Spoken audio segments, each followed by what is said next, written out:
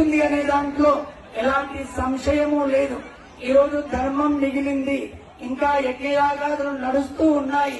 కట్టు బొట్టుతో తిరుగుతున్నామంటే దాని సనాతన ధర్మానికి మూల స్తంభం ఒకడుంది. దానికి వైశ్య కులము అని అంటాము, దాన్ని గుప్తము అని కూడా అంటాము.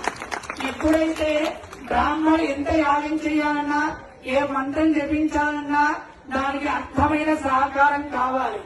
ఆ అర్థ సహకారం ఎవరు చేస్తారు అంటే మొదలుగా ఉండేది నేను అనేది వైశ్యులు మాత్రమే.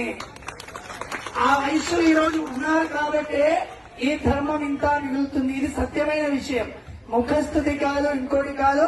ప్రతి ఒక్కరికి కూడా ఇది స్వానుభవంలోకి ఉన్న విషయం. ఏది చేసినా అయ్యా సేటి కార్యక్రమం చేస్తున్నాము అనగానే అయ్యా మా నీడబ్బ రాసుకోండి, ఓ క్వింటాల్ బియ్యం రాసుకోండి, లేకపోతే ఇది రాసుకోండి అని మొదలుగా అడగకుండానే చెప్పేది ఎవరు అంటే వైశ్యులు. అలాంటి వైశ్యులు ఈరోజు ఉన్నారు కాబట్టి సనాతన ధర్మం అనేది ఇంకా ఇంకా మిగిలి ఉంది.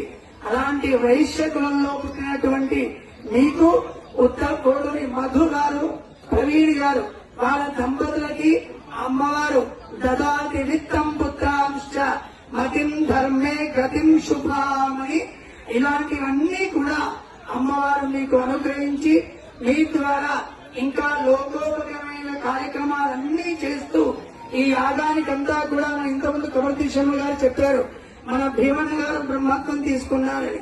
భీమన్న అనగా నా పేరులోనే ఉంది పెద్ద. అలాంటి భీమసేన అంటే పంచపాండవుల్లో భీముడు ఉన్నారనే మిగతా వాళ్ళు